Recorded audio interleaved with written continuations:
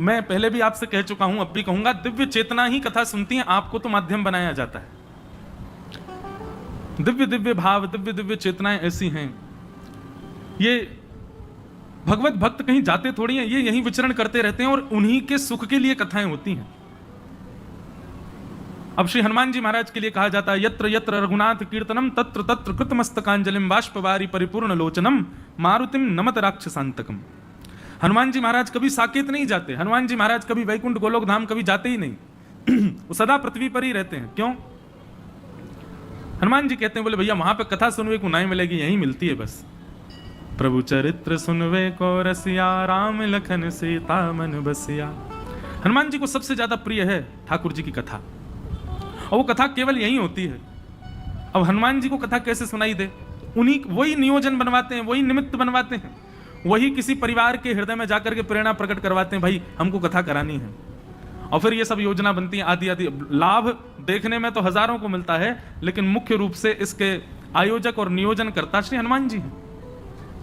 ऐसे जैसे हनुमान जी कथा के रसिक श्रोता हैं, ऐसे अनेक भक्त हैं, वो हमें दिखते नहीं है, पर वे ही भागवत के मुख्य श्रोता होते हैं। आप तो केवल माध्यम बनते हो। और देखो, उनके नियोजन से, उनके भाव से आप माध्यम बनते हो, पर लाभ आपको भी होता है, इतने सारे लोगों को होता है, कथा वक्ता को भी होता है।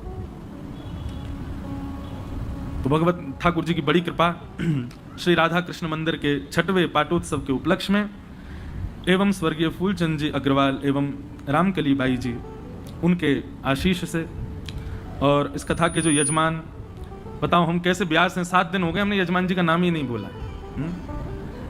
और हम बोलते ही नहीं है, वैसे कम ही बोलते हैं, लेकिन यजमान श्री मनमोहन लाल जी अग्रवाल एवं श्रीमती पुष्पा देवी जी अग्रवाल, उनके पुत्र आशीष अग्रवाल, अमित अग्रवाल जी एवं समस्त मंगल परिवार, सबको हमारा बहुत बहुत प्रणाम। आप लोग निमित्त बने इस कथा के, बहुत सुंदर, इतने सारे वैष्णवों को सुख मिला। भोपाल में बहुत दिनों से कथा का भाव बन रहा था, होगी अब होगी, कल होगी, परसों होगी, अब होगी, पर भोपाल की सीमा पे ही सही ये कथा का क्रम हुआ। इतने सारे वैष्णवों को सुख मिला, इतने सारे लाल जी के हरि भक्तों को ने आकर के यहाँ आनंद लिया। निश्चित ही आप सबकी वैकुंठ की टिकट कट गई है, अब सबरे वैकुंठ जाओगे अच्छा, आजकल हम थोड़े भाव बदल दिए हैं। पहले मैं कहता था कि हम सब वैकुंठ जाएंगे, पर अब हमने एक नया तरीका सीखा है। क्या? ये बात तो कंफर्म है कि हम वैकुंठ जाने वाले हैं। वैकुंठ जाने से तो हमको कोई नहीं रोक रहा, वैकुंठ तो जाएंगे, पर वैकुंठ जाकर के ठाकुर जी से प्रार्थना करेंगे, ठाकुर जी हमारी कथा करवाओ। हम नीचे भी दुनिया भर में कथा करके आए हैं, वैकुंठ आए हैं, यहाँ खाली नहीं बैठेंगे, यहाँ कथा करवाओ और आप ही कथा के यजमान बनो। और हमारे जितने श्रोता आए हैं, ये सब श्रोता बने, आप सब श्रोता वहां भी मिलोगे जो हमारे संग जाएंगे वो उनकी तो बात ही नहीं है, जो हमसे पहले पहुंचेंगे वो वहां जाके सब व्यवस्था कर देना। ठाकुर जी को पहले से ही बता देना, बोले हमारे व्यास जी आने वाले हैं कुछ वर्षों में, तो उनके लिए बढ़िया कथा वथा की सब व्यवस्था। महाराज, या तो अतुलनीय कथा सबसे पहली हुई थी विश्व की, सुखदेव जी ने परीक्षित जी को सुनाई, और उससे भी पूर्व में हुई जब सनक सनंदन सनातन सनत कुमारों ने भक्ति ज्ञान वैराग्य को सुनाई। और या फिर अब एक अगली कथा होनी है वैकुंठ में, जहां हम सब जाएंगे, व्यास हम ही बनेंगे, व्यास बन के हम जाएंगे बताओ, दुनिया में मृत्यु की बात करो तो लोग कहते हैं अरे भाई शुभ शुभ बोलो, यहां ताली बज रही है मृत्यु की बात करो। यही तो भागवत का प्रताप है कि यहां मृत्यु की चर्चा पे कोई शोक नहीं है। तो वहां जाकर के कथा करेंगे, जो हमसे पहले पहुंचने वाले हैं, जिनकी कुछ ही वर्षों में यात्रा प्रारंभ हो जाएगी वहां की, वहां जाके बढ़िया व्यवस्था करना, पंडाल कौन सा लगवाना, ऐसी बढ़िया बड़ा वाला पंडाल लगवाना, ऐसी लाइट लगवा देना, जब वृंदावन रसामृत हो तो लाल नीले पीले गुलाबी सब चले, आप नाचना, आपके संग ठाकुर जी भी नाचेंगे। 7 दिन तक वहां कथा सुनाएंगे, और 7 दिन जब पूर्ण हो जाएंगे तब हम ठाकुर जी से दक्षिणा मांगेंगे। ठाकुर जी कहेंगे बताओ व्यास जी क्या दक्षिणा चाहिए, तो मैं भी और आप सब भी अपनी झोली फैला करके ठाकुर जी से दक्षिणा मांगेंगे, अब हमको वृंदावन भेज दो। 7 दिन वैकुंठ यात्रा हमारी पूर्ण भई, हम अपने पुण्य के प्रभाव से वैकुंठ आ गए, अब वैकुंठ में कथा करके अब हमको दक्षिणा दे दो। क्या? बधाई में दीजो श्री ब्रजधाम, बधाई में दीजो श्री ब्रजधाम। ठाकुर जी से वृंदावन मांगेंगे और फिर अगले जन्म महाराज हम सबरे वृंदावन में ही आमेंगे, सबरे वृंदावन में जन्मेंगे, और जरूरी नहीं है मानव ही बनेंगे, बन उपवन और मोर बानर में। वैसे सबसे बढ़िया तो ये वृंदावन के बंदर बनेंगे हम सबरे, और फिर भोपाल इंदौर से आने वाले लोगों के पर्स ले लेके भागेंगे, फिर उनसे कहेंगे फ्रूटी पिलाओ। हम तो तब भी ब्यास ही रहेंगे, ब्यास बंदर। आप लोगों को ही पता होगा ये वही ब्यास जी हैं जिनकी वजह से हम बंदर बने हैं। दिन भर तो हम बानर बन बन के कूद कूद करके आनंद करेंगे वृंदावन में, और जब रात में सब सो जाया करेंगे ना, तब यमुना के तट पर जाकर के खूब आनंद निमग्न होकर नृत्य किया करेंगे, ठाकुर जी का स्मरण किया करेंगे, भगवत भाव गाया करेंगे। कितना सुख है बताओ। मृत्यु के नाम पर ताली बज रही है, बंदर बनवे के नाम पर ताली बजा रहे हो, क्यों? क्योंकि भगवत संबंधी वार्ता है ना, भगवत संबंधी भाव है ना, इसलिए। तो ठाकुर जी से दक्षिणा में क्या मांगेंगे? बोले हमको वृंदावन भेज दो नाथ। कहा करूं वैकुंठ ही जाए, जहां नहीं नंद जहां नहीं यशोदा, ब्रज तज मोरी जाए बलाए। कहा करूं वैकुंठ ही जाए। वैकुंठ जाके क्या करेंगे हम? मान लो स्वर्ग वैकुंठ हम चले भी गए, हम वहां करेंगे क्या? हमसे खाली तो नहीं बैठा जाएगा। स्वर्ग के विषय में भागवत जी आदि ग्रंथों में बताया जाता है कि वहां पर भोग भोगे जाते हैं और कभी वृद्ध नहीं होते, जितना भी खाओ कुछ भी करो। अरे भाई हमसे आराम होगा ही नहीं, ये खान पान करने का हमारा नियम है ही नहीं। हम लोगों को तो व्यस्त रहने की आदत है और ठाकुर जी के नाम में व्यस्त रहने की आदत है। तो स्वर्ग वैकुंठ यदि मिल भी जाए बंधुओं अपने कर्मों के अनुसार, पहले से ही यही निश्चित करके जाना कि यमराज जी के या फिर इंद्र के या फिर ठाकुर जी के चरणन में गिर जाएंगे, रो रो करके बेहाल कर देंगे। बोले बस 2-4 दिन हमको रख लो, फिर हमको भेज दो, वृंदावन ही भेज दो। और हमारी यदि इतनी योग्यता नहीं कि हम कोई मानव बन सके तो कोई बात नहीं, हमको छोटा सा कोई पौधा बना दो, वृक्ष बना दो। वन उपवन और मोर बानर में, कहीं लिख ली जो मेरो नाम। अरे श्री उद्धव जी महाराज ठाकुर जी से कहते हैं, आशाम हो चरण रेणु जशाम हम शाम, वृंदावने किमपि गुलमलत औषधीणाम। हे विधाता, हे ब्रह्मा, यदि मेरा कोई पुण्य बचा हो तो उस पुण्य के बदले मुझको वृंदावन भेजना, और वृंदावन में भी छोटा पौधा बना करके भेज देना। ब्रह्मा जी बोले क्यों? एक तो तुम बृहस्पति के शिष्य साक्षात उद्धव, तुम्हारे पुण्य तो इतने कि तुमको इंद्र की पदवी मिलनी चाहिए, लेकिन तुम पुण्य के बदले मांग रहे हो वृंदावन। और इतने पुण्य के बदले भी क्या मांग रहे हो कि कोई पौधा बना दो? अरे वृक्ष ही बन जाओ। बोले नहीं नहीं, छोटा पौधा बनाओ, ताकि जब जब जोर की हवा चले ना तो इन ब्रजवासियों की रज इकट्ठी होकर के मुझको सना दिया करे, पूरे दिन उस ब्रज रज में सना रहूं मैं, इसलिए मुझे पौधा बना दो। श्री उद्धव जी महाराज मांगते हैं। भैया वृंदावन साचो धन भैया, जहां श्री राधा चरण रेणु की कमला लेत बलैया। आतुर वन में व्यास पुकारे, है कुरसिक सुनैया। वृंदावन साचो धन भैया। इसलिए आज से आपका भजन बदल जाना चाहिए। वैकुंठ और स्वर्ग की कामना के लिए भजन नहीं करना है। काय के लिए भजन करना? हमें वृंदावन चाहिए, हमें वृंदावन मिले।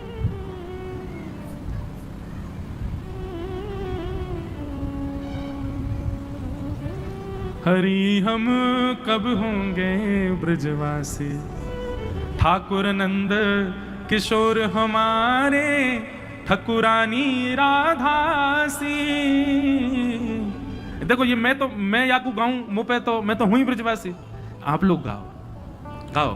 हरि हम कब होंगे ब्रजवासी, हरि हम कब होंगे ब्रजवासी।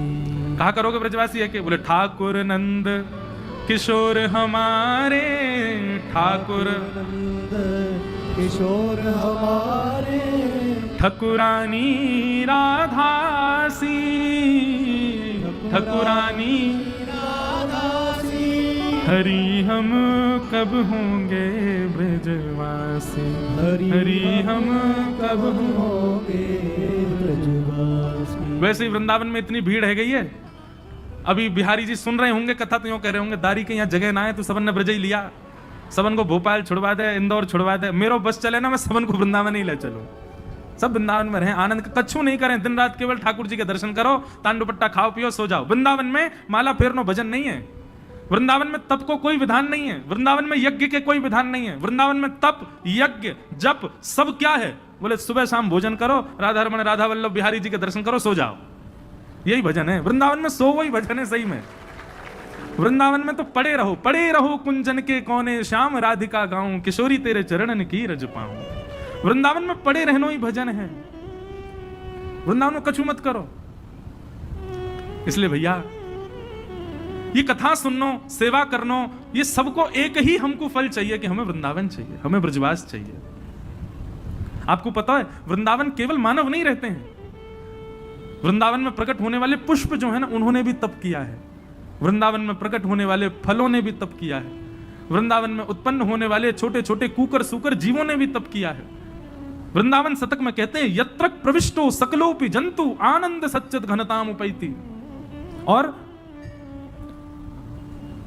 कहां तप करने से वृंदावन मिलता है? शायद मैंने एक दिन बताया था, श्रीमद् भागवत के महात्म्य में लिखा है तप भूमि बद्रीनाथ और साधन भूमि बद्रीनाथ, फल भूमि वृंदावन। बद्रीनाथ में जब तप करते हैं तब जाकर के वृंदावन मिलता है। और बद्रीनाथ में तप करना भी बहुत बड़ा काम है, इसीलिए श्रीमन नारायण वहां तपस्या में बैठे हैं और उसी तपस्या का फल है कि वही नारायण श्री कृष्ण रूप में ब्रज में जन्म लेते हैं। भैया वृंदावन में आनो साधारण बात नहीं है। हरि हम कब होंगे ब्रजवासी, हरि हम कब होंगे ब्रजवासी, कब मिले हैं वह सखी सहेली, कब मिले हैं वे सखी सहेली। कौन है हमारी सखी सहेली वृंदावन में? हरिवंशी हरिदासी, हरिवंशी हरिदासी, वंशी वट की शीतल छैया, वंशी वट की शीतल छैया, सुभग नदी यमुना सी, हो सुभग नदी यमुना सी, हरि हम कब होंगे ब्रजवासी, हरि हम कब होंगे ब्रजवासी। जाकी वैभव करत लालसा, जाकी वैभव करत लालसा, करमीत कमलासी, करमीत कमलासी। इतनी आस व्यास की पुजवहूँ, इतनी आस व्यास की पुजवहूँ। श्री आपके मध्य प्रदेश में ओरछा में प्रकट हुए श्री हरिराम व्यास जी।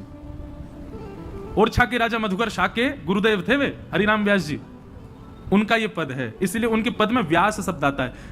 जब सप्तनिधि का पद गाते हैं तो उसमें छठवें ठाकुर जी जो हैं, जो पन्ना में विराजते हैं, श्री जुगल किशोर जी, वो इन्हीं के ठाकुर जी, पन्ना के ठाकुर जी श्री जुगल किशोर जी, वही हरिराम व्यास जी कहते हैं इतनी आस व्यास की पुजवहूँ, इतनी आस व्यास की पुजवहूँ, वृंदा विपिन विलासी, वृंदा विपिन विलासी। ठाकुर नंद किशोर हमारे, ठाकुर नंद किशोर हमारे। जोर लगा के गाओ।